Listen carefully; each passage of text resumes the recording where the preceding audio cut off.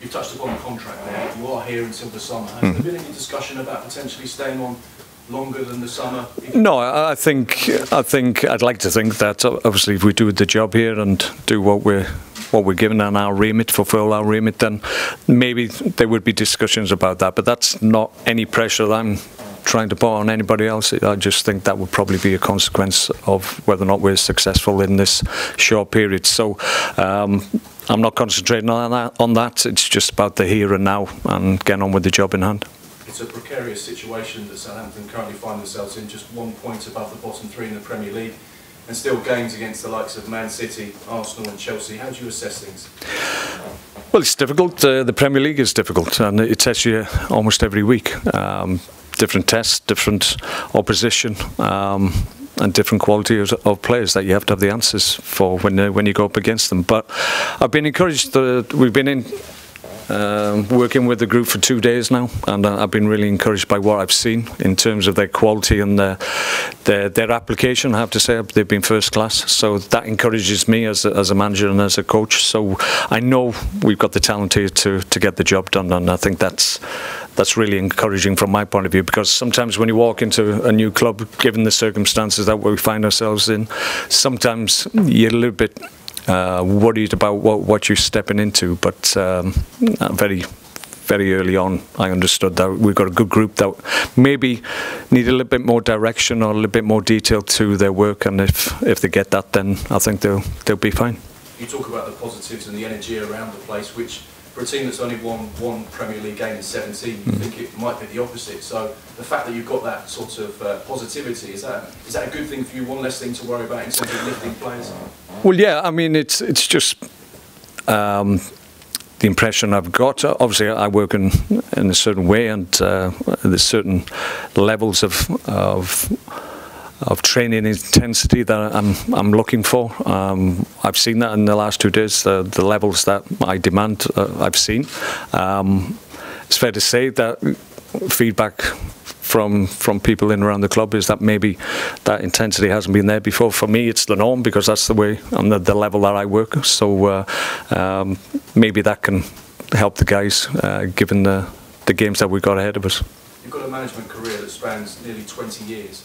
But when you look at that 20-year spell, rarely have you been in a relegation battle, and you've never been relegated. That's a good thing. As a manager. Yeah. What of your personal skills do you feel you can draw on for this particular situation at Southampton? Well, it's I've been in the Premier League for a long time now.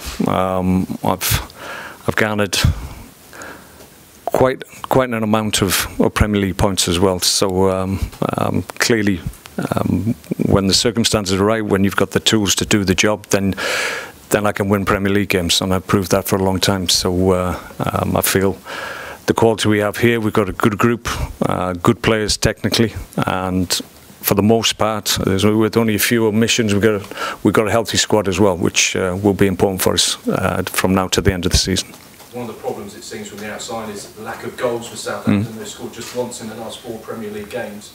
How are you going to turn things around in that respect, obviously as a former striker yourself? Well, yeah, I'd like to think I've got an insight into how you can improve forward play. I think we've got good players here, good quality players that have decent records in terms of their playing career, scoring-wise. We just got to bring out the best elements of their play, the most effective elements of their attacking play, and make sure that the team as a whole benefits from good movement, good creativity in the final third, and the team itself understands when the ball's coming in, when we're attacking in a certain way. We've got to have certain numbers when the ball's coming into good areas, and all those things are fundamentals from my point of view. So maybe that is the focus leading into the first game of the weekend. Certainly we need to create chances. We're in a situation, notwithstanding the FA Cup game, we're in the Premier League, we need to win games. Draws, clearly losses aren't going to be enough.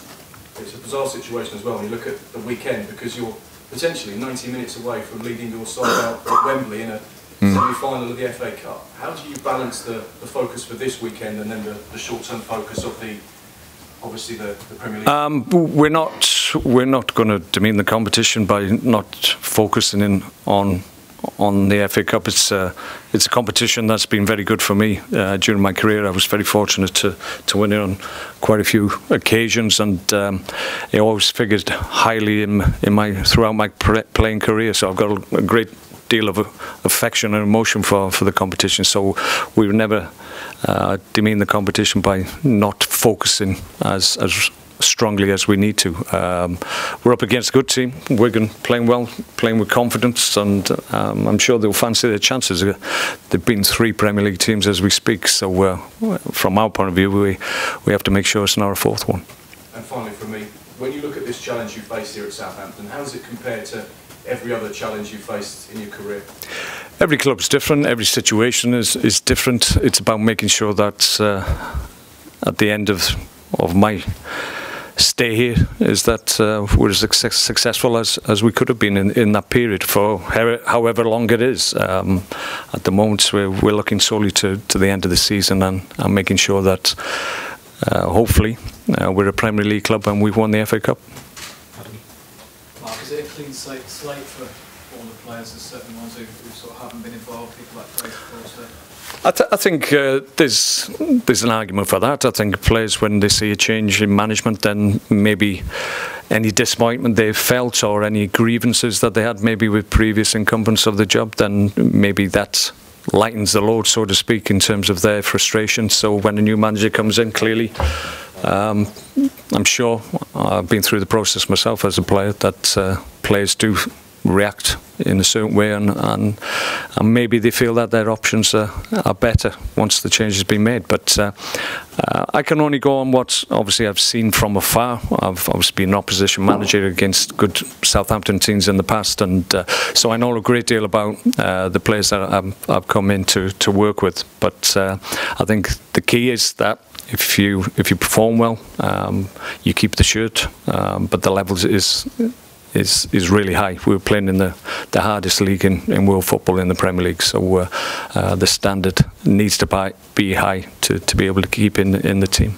How important are the fans going to be, because they haven't got No, massively. I mean, we're going to take thousands. I think it's over the 4,000 to Wigan, which is a huge effort, I have to say, and we need to give them something to grab onto and grasp, because yeah, it's been a difficult period for everybody connected with Southampton fans, obviously paramount in that, and we want to change. Obviously, whenever we get in this situation as football people, there's always a little bit of negativity that needs to be dissipated, and hopefully we can do that at the weekend, and everybody can get on board and be in a positive frame of mind moving forward, because clearly we need the support of everybody. And just one last question from me. What was the injury situation, and how far is Charlie Austin? I'm sure you see him as an important player for you. Yeah, I was speaking with Charlie the last 2 days. He's really encouraged by how it's going. He's not going to be obviously involved this weekend, but obviously the international break is coming up. We feel we've got a chance of integrating him maybe for short periods in the following week, next week, so we could get some good game time on the grass with him, and if we can do that, then obviously we'll try and speed up his progress. So with a little bit of luck, I don't want to put too much pressure on Charlie and his situation, because he's been out a long time, but if we can get him ready for West Ham, then clearly it's a massive positive for us. Yeah, for the most part, yeah, for the most part. Tony? Mark, you talked about maybe needing a bit more direction, less intent, or there wasn't enough intensity on the training ground. Kind of, what overall have you found in these first couple of days working with the players? And that being the case, are you a bit surprised that some of those things were missing? Well, it's everybody works in a different way. There's no right or wrong way. The only right way is to win football matches. So the way I work is a certain way, and there's a certain level that I like to see on a daily basis, and I've seen that, and I can only judge them on what I've seen in the 2 days I've been with them, and I've been pleased with that. When you walk into a club, you're always a little bit apprehensive in terms of what you're going to find. Are you going to find a group of players that are disenfranchised? Are they fragmented as a group? Are their levels too low that you can't, in the space of time you've got, to bring them up? But I haven't seen that, which is really encouraging. So I've got a good group, a willing group that's ready to work to make sure that we're successful from now to the end of the season. And I guess the target for you is short, sharp, shock treatment, really. So does that mean that you have to develop or change your management style a little bit, because you've got such a short spell, really, to make... A little bit. When you've got the luxury of a little bit more time, then obviously you can build relationships, and that takes time, obviously, and sometimes you have to step on people's toes. We're probably in that situation. We've got no time to wait, if I'm honest. We've got 8 weeks. We've got to get on with it, and if we upset people along the way, then people will just have to accept it. It's about the end game from our point of view. It's about making sure we're successful when we look back on this period, and I think there's a willingness, certainly in the 2 days we've been involved here. There's been a real energy to the club, which I've liked, and everybody's pushing in the right direction. But we've got to keep that going by winning football matches, and that's obviously the hard bit. And finally, for me, given everything, the end game is staying in the Premier League. Can the FA Cup be a positive distraction? Yeah, I think so. I've always used cup runs as a real positive. I think they can help your form. If you're struggling for a little bit of form and you have a good result in the cup and you progress to the next round, you've got that to look forward to, and I think that confidence can obviously lead into your league form as well. So we don't, and I certainly don't see a game against Wigan in the quarter-final as a hindrance. I see it as a real positive, one that we can use to good effect. Lovely. We'll end that section there.